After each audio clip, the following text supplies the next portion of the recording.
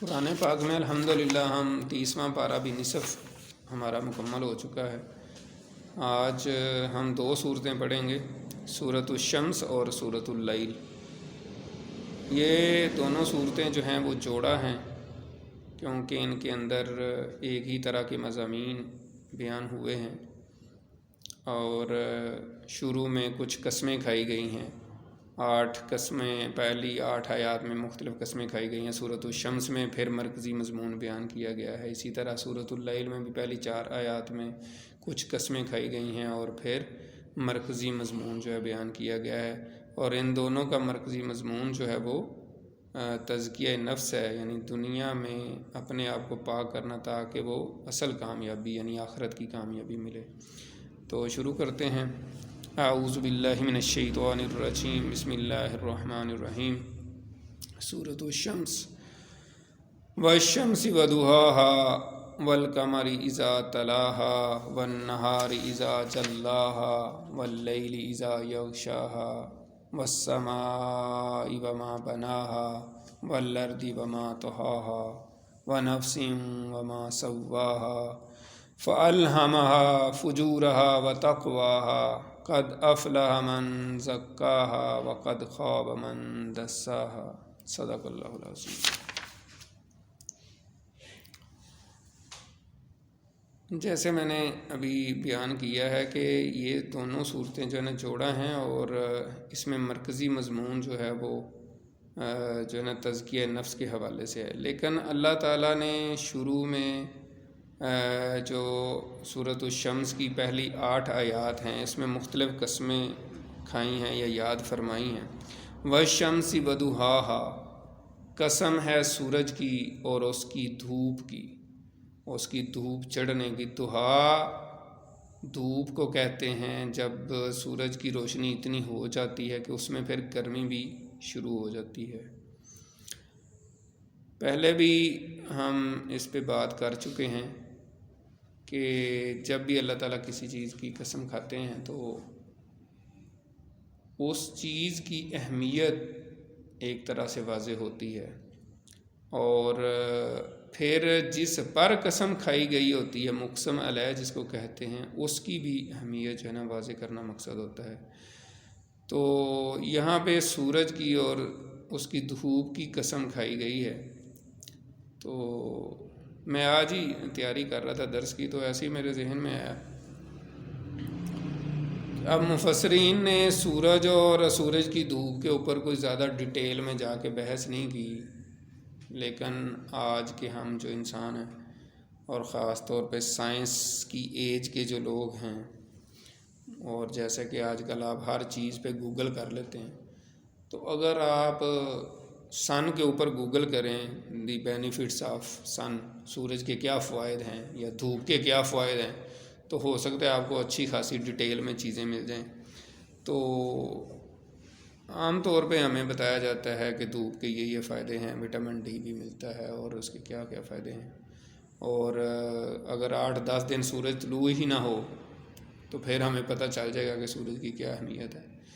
اور جب دھند پڑتی ہے اور کئی دن ہمارے یہاں پہ تو پھر بھی دھوپ نکل آتی ہے، لیکن ہمارے پنجاب کے جو ہے نا دیہات وغیرہ میں جب سورج کئی دن نہیں نکلتا تھا دھوپ کی اس کی وجہ سے، دھند کی وجہ سے، تو پھر کتنی اہمیت لگتی تھی۔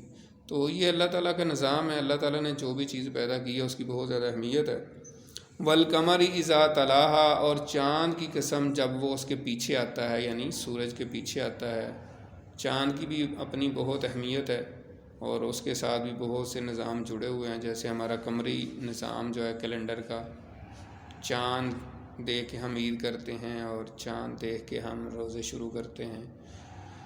تو اس کے علاوہ بھی اس کے کئی فوائد ہیں۔ تو چاند کی قسم جب وہ اس کے پیچھے آتا ہے، یعنی سورج کے پیچھے آتا ہے، یعنی سورج جب ڈوب جاتا ہے تو پھر چاند نکل آتا ہے، تو اس کا یہی مفہوم بیان کیا گیا ہے۔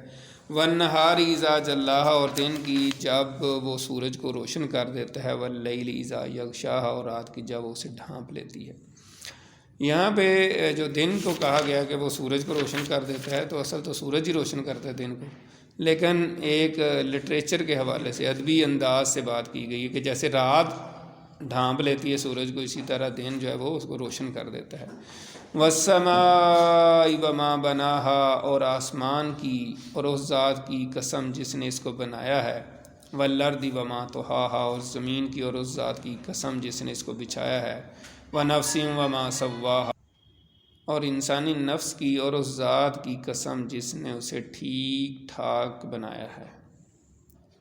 یہاں پہ بھی آسمان کی اور زمین کی قسم کھائی ہے کہ اللہ تعالیٰ نے ان کو کیسے کیسے بنایا ہے، جن کا ہم اکثر ذکر کرتے رہتے ہیں۔ لیکن جو اگلی آیت ہے وَنَفْسٍ وَمَا سَوَّاهَا، اور انسانی نفس کی اور اس ذات کی قسم جس نے اسے ٹھیک ٹھاک بنایا، ٹھیک ٹھاک کیا ہے۔ سواہا، سوا کا مطلب ہوتا ہے برابر کر دینا، اسی سے لفظ مساوی نکلا ہے، اردو میں استعمال کرتے ہیں، از ایکول ٹو ہم کہتے ہیں، اس کے مساوی ہے۔ تو یہاں پہ جو اہم ترین بات ہے وہ یہ ہے کہ اللہ تعالیٰ نے انسان کو پیدا کیا ہے تو اس کو ٹھیک ٹھیک بنایا ہے اور اس میں کوئی کجی نہیں چھوڑی۔ اس کا کیا مطلب ہے؟ اس کا مطلب یہ ہے کہ اس کے ڈیزائن میں بھی کوئی پرابلم نہیں رکھا، اور نہ اس کے عقائد میں، نہ اس کی اخلاقیات میں کوئی ایسی چیز چھوڑی ہے۔ اس کی تفسیر یہ ہے کہ مشرکین مکہ جیسے کہ کوئی جانور کا بچہ ہوتا تھا، تو حدیث کا مفہوم ہے بیسیکلی کہ آپ نے فرمایا کہ کیا جب کوئی بھینس یا کوئی اونٹنی یا اور جو جانور ہیں وہ جب اپنا بچہ جنتے ہیں تو اس کا کوئی کان کٹا ہوتا ہے، تو یہ لوگ بعد میں اپنے اوہام کی وجہ سے اس کا کان کاٹ دیتے ہیں۔ اللہ تعالیٰ نے تو اس کو ٹھیک ٹھاک پیدا کیا ہے۔ اسی طریقے سے جب انسان پیدا ہوتا ہے تو وہ بھی حدیث ہے بخاری شریف کی، نبی اکرم صلی اللہ علیہ وسلم نے فرمایا، اس کا مفہوم ہے کہ ہر بچہ فطرت پہ پیدا ہوتا ہے، اور اس کے بعد اس کے والدین اس کو یہودی یا نصرانی یا مجوسی بنا دیتے ہیں۔ اور اسی طریقے سے مفسرین نے اس کو مزید وضاحت کی ہے کہ کوئی بھی جو بچہ پیدا ہوتا ہے وہ موحد پیدا ہوتا ہے، اس کے والدین اس کو شرک سکھا دیتے ہیں، اور بچہ جو ہے سچ بولنے والا پیدا ہوتا ہے، وہ اپنے ماحول سے جھوٹ بولنا سیکھ لیتا ہے۔ اور اسی طریقے سے بچہ جو ہے اچھے اخلاق والا پیدا ہوتا ہے، یعنی اس کے اندر کوئی نیگیٹو چیزیں نہیں ہوتی، لیکن وہ اپنے ماحول سے سیکھ لیتا ہے۔ لیکن باقی مذاہب کا کیا نظریہ ہے؟ جیسے عیسائیوں کا نظریہ یہ ہے کہ بچہ پیدا ہوتا ہے تو وہ گناہ گار ہوتا ہے، ہر انسان پیدا ہوتا ہے گناہ گار ہے، اور حضرت عیسیٰ علیہ السلام نعوذ باللہ سولی پہ چڑھ کے ساروں کے گناہ معاف کروا دیے۔ اسی طریقے سے کچھ لوگوں کا، کچھ فرقوں کا نظریہ ہے کہ انسان شر پسند پیدا ہوتا ہے۔ تو یہ سارے نظریات غلط ہیں، اور حقیقت یہی ہے کہ اللہ تعالیٰ انسان کو بالکل یعنی کہ ٹھیک ٹھاک پیدا کرتا ہے، فطرت پہ پیدا کرتا ہے۔ اس کو ایک اور طرح سے سمجھا جا سکتا ہے مثال سے، کہ اگر کوئی بچہ، اس کو آپ جنگل میں لے جائیں، ٹھیک ہے، ظاہر ہے آج کل تو بڑی بڑی ریسرچ ہو رہی ہے اور دنیا نے بڑا بڑا کام کیا، کئی سال اس پہ ریسرچ ہوتی ہے، تو کوئی چھوٹا بچہ اس کو جنگل میں لے جائیں اور جس طرح بھی اس کو آپ ہر چیز اس کی پوری کریں، لیکن اس کو انوائرمنٹ کوئی لوگوں کا نام ملے کہ جو اس کو، اور تھوڑا اس کو بڑا کریں، کتنے سال لگ جائیں گے؟ 10-12 سال لگیں گے، لیکن پھر اس کو چیک کریں گے تو وہ بالکل اللہ کو بھی ماننے والا ہوگا اور سچ بھی بولے گا، جھوٹ بھی نہیں بولے گا۔ کیوں؟ کیونکہ وہ فطرت پہ پیدا ہوا ہے۔ تو یہی بات یہاں بیان کی گئی ہے کہ اللہ تعالیٰ نے تو اس کو ٹھیک ٹھاک پیدا کیا ہے، بالکل درست، بالکل ہر چیز اس کی برابر پیدا کی ہے۔ ٹھیک پیدا کرنے کے بعد پھر کیا کیا اللہ تعالیٰ نے فَأَلْهَمَهَا فُجُورَهَا وَتَقْوَاهَا، پھر اسے القا کی اس کی بد کرداری اور اس کی پرہیزگاری، یعنی پھر انسان کا جو نفس ہے، جو انسان کو پیدا کیا، اس کے اندر اللہ تعالیٰ نے وہ دونوں چیزیں رکھ دی ہیں، یعنی فجور جو بری چیزیں ہیں وہ بھی اس کے اندر اختیار رکھ دیا ہے، اور اچھائی کا بھی اختیار رکھ دیا ہے۔ اب اس کے اوپر ہے کہ وہ کیا کرتا ہے۔ تو یہ ساری باتیں کرنے کے بعد اللہ تعالیٰ نے فرمایا ہے قد افلح من زکاہا، یہ اصل میں مرکزی مضمون شروع ہو گیا، یہ مرکزی مضمون ہے کہ یقیناً وہ شخص کامیاب ہو گیا جس نے اس نفس کو پاک کر لیا، اس کا تزکیہ کر لیا، اپنی روح کو پاک کر لیا۔ ایک تو پاکی ہوتی ہے جسم کی پاکی، وہ بھی اس کی بھی بڑی اہمیت ہے۔ دین اسلام نے بہت صفائی کی بہت اہمیت واضح کی ہے، وہ بھی حدیث ہے نبی اکرم صلی اللہ علیہ وآلہ وسلم کی کہ الطہور شطر الایمان، صفائی نصف ایمان ہے۔ لیکن جو دل کی صفائی ہے، جو دل کی پاکیزگی ہے، جو روح کی طہارت ہے، جو روح کی پاکیزگی ہے، اس کی جو اہمیت ہے وہ بہت زیادہ ہے۔ نبی اکرم صلی اللہ علیہ وآلہ وسلم کو اللہ تعالیٰ نے جو 4 فرائض دیے اس میں ایک ہے کہ وہ یزکیہم، کہ وہ ان کا تزکیہ فرماتے ہیں۔ تو اس صورت میں عمومی انداز میں یہ بات کی گئی ہے کہ انسان جو ہے جو اپنے نفس کا تزکیہ کرے گا، اس کو پاک کرے گا، وہ کامیاب ہو جائے گا۔ وَقَدْ خَابَ مَنْ دَسَّاهَا، اور یقیناً ناکام ہوا وہ شخص جس نے اس نفس کو آلودہ کیا، گناہوں میں، غلط کاموں میں، غلط کاریوں میں اس کو ملوث کر دیا، تو وہ شخص تباہ ہو گیا، اس نے اپنے آپ کو تباہ کر لیا۔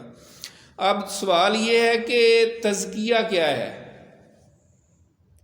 اور کیا کیا ٹارگٹس ہونے چاہیے، ہمیں کیسے پتہ چلے گا کہ ہمارا تزکیہ ہوا ہے نہیں ہوا؟ ٹھیک ہے، اور پھر کہاں سے کریں، کس کے پاس جائیں، کیا کریں؟ تو اس میں پہلی جو لسٹ بنتی ہے کہ اس میں کون کون سی چیزوں کو ہم مد نظر رکھیں گے تزکیے کے لیے، تو وہ ظاہر مکی صورت ہے۔ اس میں سب سے پہلے یہی ہے کہ جو بندہ مشرک ہے، کافر ہے، اس کے لیے تو پہلے تزکیے کی پہلی سیڑھی یہ ہے کہ کفر شرک کو چھوڑے اور اسلام کے دائرے میں آ جائے۔ جب کوئی اسلام کے دائرے میں آ جائے گا، اس کے بعد پھر اس کو کیا تزکیے کی ضرورت ہے؟ پھر وہ ہمارے اندر جو بھی خرابیاں اور خامیاں ہوتی ہیں ان کو پھر دور کرنے کی ضرورت ہے۔ اس میں حسد ہے، کینہ ہے، بغض ہے، اناد ہے، غیبت ہے، ٹھیک ہے، ریاکاری ہے، اس طرح کے جتنے بھی رذائل ہیں ان کو اپنے اندر سے ایک ایک کر کے نکالنے کی ضرورت ہے۔ اور جتنا وہ اپنے آپ کو پیوریفائی کرے گا اتنا ہی کامیاب ہوگا۔ یہ نہیں ہے کہ کوئی یہ ایسا بٹن نہیں ہے کہ یا آن ہے یا آف ہے، یہ کوئی ڈیجیٹل ویلیو نہیں ہے، اینالاگ ویلیو ہے۔ ڈیجیٹل کا مطلب ہوتا ہے کہ بس آن ہوتی ہے یا آف ہوتی ہے، لیکن اینالاگ تو ہوتا ہے کہ وہ کچھ بھی ویلیو ہو سکتی ہے بیچ میں۔ تو یہاں پہ جو اللہ تعالیٰ نے کہا کہ وہ کامیاب ہو گیا، تو جنت میں جانا کامیابی ہے، آخرت کی کامیابی ہے، لیکن جنت کے 100 درجے ہیں، اور سب سے اوپر والی جنت کا نام ہے جنت الفردوس، اس کے اوپر اللہ کا عرش ہے۔ تو جب جنت کے 100 درجے ہیں اور ہر درجے میں آگے ہزاروں درجے ہو سکتے ہیں۔ یہاں تو یہ ہے کہ دنیا میں رہتے ہوئے کئی دفعہ میں نے مثال دی ہے کہ ایئرپورٹ سوسائٹی میں بندے کا گھر ہو تو بندے کا دل کرتا ہے یار بحریہ ٹاؤن میں مل جائے تو زیادہ بہتر رہے گا، ٹھیک ہے، بحریہ ٹاؤن میں ہو تو پھر اس سے آگے کا کہیں کچھ سوچتا ہے۔ لیکن جنت کے لیے انسان بودر نہیں کر رہا آج کے دور میں کہ وہ جنت میں اللہ کہیں جگہ چلا جائے، لیکن وہاں پہ اس کو، جیسے ہم نے پچھلے درس میں بات کی تھی کہ جب انسان جنت میں جائے گا تو اس کو احساس ہوگا کہ کاش، حالانکہ وہ بندے نے عبادت کرتا رہا ساری زندگی، پھر بھی اس کو احساس ہوگا کہ یار مجھے اور موقع ملتا نا، میں دنیا میں باوجود ہوں تو اور نیکیاں کر لوں۔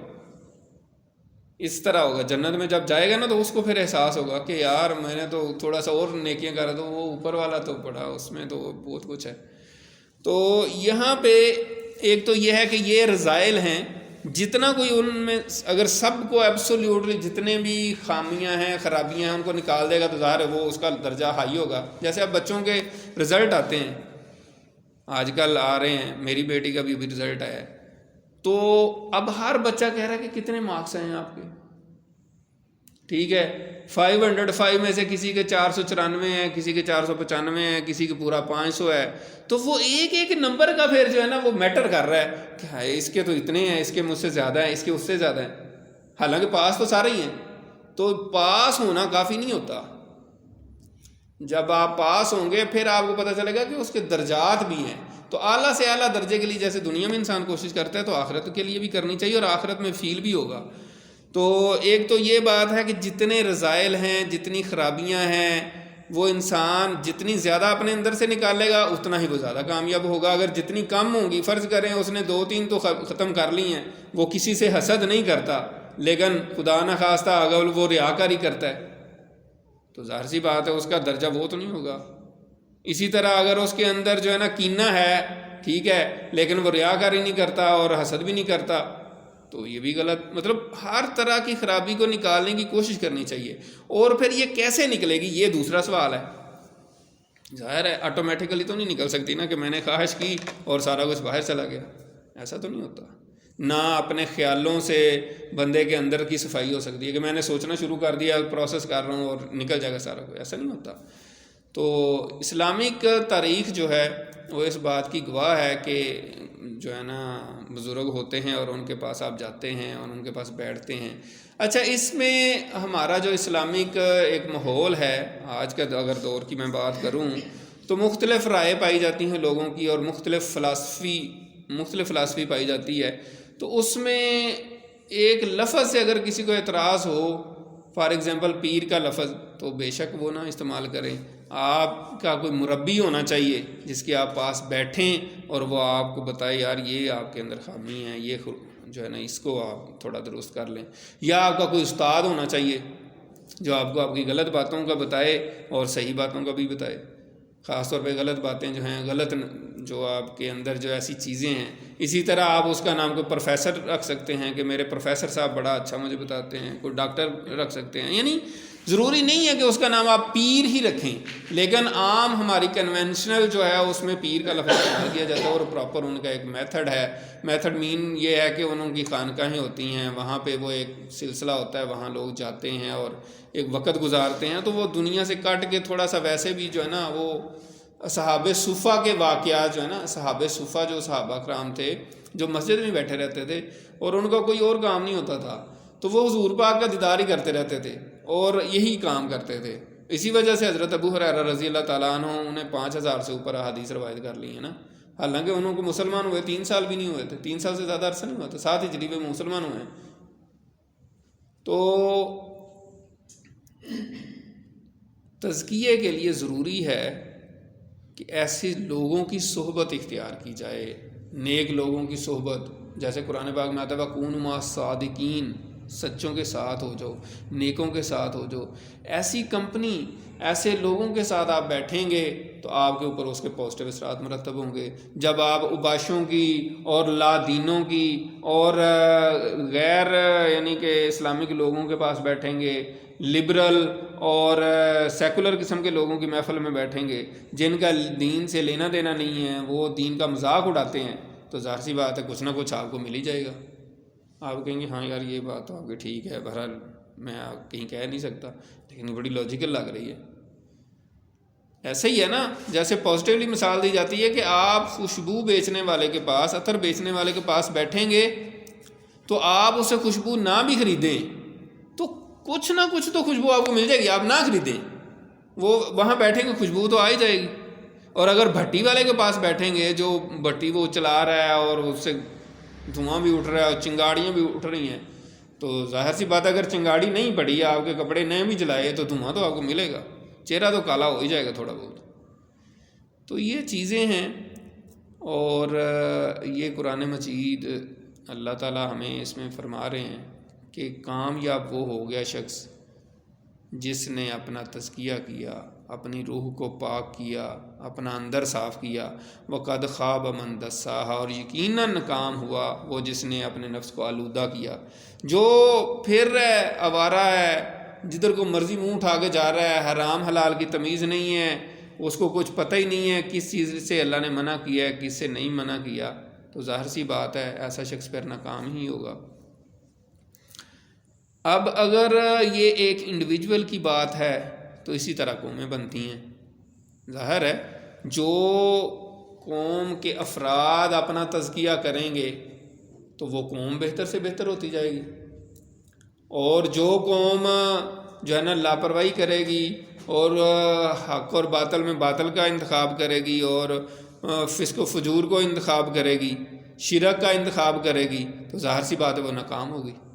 تو اللہ تعالیٰ نے آگے پھر ایسی ہی قوم کی مثال دی ہے کذبت ثمود بطغواہا، جھٹلایا قوم سمود نے حضرت صالح علیہ السلام کو۔ حضرت صالح علیہ السلام کی قوم تھی، انہوں نے اپنی سرکشی کی وجہ سے ان کو جھٹلایا۔ اذ انبعث اشقاہا، جب کھڑا ہوا ان میں ان کا بدبخت شخص، ان کی قوم کا سب سے بدبخت شخص جب کھڑا ہوا۔ شقی بدبخت انسان کو کہتے ہیں، قاف دو نقطوں والی کے ساتھ جو شقی ہوتا ہے نا، اس بدبخت کو کہتے ہیں۔ ایک شقی ہوتا ہے جو دوسری کاف کے ساتھ ہوتا ہے، وہ تو شک کرنے والا نا، شک سے شکی کہتے ہیں وہ بڑا شکی مزاج ہے، وہ اور چیز ہے، وہ شک کرنے والا۔ یہ شکی یعنی موٹے کاف سے ہے، اس کا مطلب ہوتا ہے بدبخت۔ اور سپرلیٹو ڈگری ہو جاتی ہے اگر شروع میں الف لگا دیا جائے تو عربی میں سپرلیٹو ڈگری ہو جاتی ہے۔ یہ عربی گرامر ابھی انشاءاللہ آپ پڑھیں گے تو آپ کو پتہ چلے گا۔ تو اشقا یعنی زیادہ بدبخت، بدبخت ترین، یعنی بدبخت تر، یا اس سے بھی یعنی سپرلیٹو ڈگری ہے، اس بہت بدبخت، ایسا بدبخت شخص اس میں اٹھا جس کا نام کیدار تھا۔ فقال لهم رسول اللہ ناقۃ اللہ وسقیاہا، تو اللہ کے رسول حضرت صالح علیہ السلام نے ان سے کہا، یعنی اپنی قوم سے، کہ یہ اللہ کی اونٹنی ہے اور اس کا پانی پینے کا ایک دن ہے، لہٰذا اس کی حفاظت کرو، اس کو تنگ نہیں کرنا۔ تو وہ تو آپ نے بار بار سنا ہی ہے کہ کس طریقے سے اونٹنی پہاڑ میں سے نکلی تھی ان کے ڈیمانڈ پہ، اور پھر اس کا ایک دن پینے کی، ایک دن باری اس کی تھی اور باقی ایک دن پوری قوم کے جانوروں کی اور پوری قوم کی تھی، لیکن وہ اس دن بہت زیادہ پانی پی جاتی تھی۔ ویسے بھی اونٹ کے بارے میں یہ آتا ہے، عام اونٹ کے بارے میں، کہ وہ 10 منٹ میں 30 لیٹر پانی پی جاتا ہے، بہت زیادہ اس کا ٹینک بڑا ہوتا ہے۔ اسی وجہ سے وہ پھر مہینہ پتہ نہیں کتنے کتنے دن جو ہے نا بغیر پانی پیے گزارا کر سکتا ہے۔ تو جب انہوں نے کچھ عرصہ تو برداشت کیا، اور انہوں نے دیکھا کہ یار ہمارے لیے تو بڑا مشکل ہے کہ ایک دن ہم پانی نہیں ملتا، یہ سارا پانی پی جاتی ہے، تو یہ جو کیدار نام کا بدبخت شخص تھا، اس نے ان کے ساتھ جو ہے نا مل کے، یعنی پوری قوم نے اس کے ہاتھ پہ بیعت کی، اور پوری قوم ایگری ہوئی، بوڑھے کیا، جوان کیا، عورتیں کیا، بچے کیا، سب نے۔ وہ اصل میں قوم کا سردار بھی تھا، رئیس بھی تھا، تو ان سب نے، یعنی ان کی اشیر بات سے اور ان کے کہنے پہ اس نے کیا کیا، فَكَذَّبُوهُ، چنانچہ انہوں نے جھٹلایا صالح علیہ السلام کو، اس پوری قوم نے، فَعَقَرُوهَا، پھر انہوں نے اس اونٹنی کو مار ڈالا۔ تو یہاں اللہ تعالیٰ فرما رہے ہیں فَعَقَرُوهَا، ان سب نے اونٹنی کو مار ڈالا، لیکن مارا ایک شخص نہیں تھا، لیکن سارے اس پہ اتفاق کر کے انہوں نے مارا تھا کہ ہاں مار دینی چاہیے۔ فَدَمْدَمَ عَلَيْهِمْ رَبُّهُمْ بِذَنبِهِمْ، تو تباہی ڈال دی ان پر ان کے رب نے، بوجہ ان کے گناہ کے، فَسَوَّاهَا، پھر برابر کر دیا، ملیا میٹ کر دیا ان کو، بالکل تباہ و برباد کر دیا۔ زلزلہ آیا، حالانکہ یہ پہاڑوں کے اندر انہوں نے گھر بنائے ہوئے تھے، اور سمجھتے تھے کہ اب دنیا کی کوئی طاقت ہمیں تباہ نہیں کر سکتی۔ انسان کا یہ بڑا زوم ہوتا ہے ہمیشہ ہی کہ یار اب تو میں نے بڑے مضبوط قلعے بنا لیے، اب تو یہاں تو کچھ نہیں ہو سکتا۔ مجھے اچھی طرح یاد ہے ہمارے ملک کا ایک صدر تھا، جب زلزلہ آیا تھا تو اس نے کہا تھا کہ ہم اب جو ہے نا بڑا وہ پتہ نہیں کیا بنائیں گے جو ہے نا جس سے کوئی نہیں ہوگا، پتہ نہیں۔ تو اللہ کے مقابلے میں تو کوئی نہیں آ سکتا۔ آپ دیکھیں آج کے دور، ایٹامک دور میں، جب کہ ایٹمی جنگ ہونے کا خطرہ ہے اور شدید ترین قسم کی سچویشن ایسی ہو سکتی ہے دنیا میں، زمین پہ، کہ بندہ کہے کہ یہاں تو کچھ نہیں رہے گا، لیکن اس میں بھی پہاڑوں کے اندر جو کسی نے ڈیپتھ میں جا کے بنایا ہوگا گھر، تو اس میں بھی شاید سیفٹی ہو سکتی ہے۔ تو انہوں نے اس زمانے میں، آج سے پتہ نہیں کئی ہزاروں سال پہلے، حضرت ابراہیم سے بھی پہلے کی بات ہے، آج سے 6، 7، 8 ہزار پہلے کی بات ہوگی، تو اس وقت انہوں نے یہ کام کیا ہوتا، لیکن اللہ تعالیٰ نے زلزلے سے تباہ کر دی، کیونکہ جو اللہ کے مقابلے میں آئے گا اور غلط کام کرے گا تو اس کا نتیجہ یہی ہوگا۔ تو اللہ تعالیٰ نے ان کو ملیا میٹ کر دیا۔ ولا یخاف عقباہا، اور نہیں ڈرتا وہ ان کی تباہی کے انجام سے۔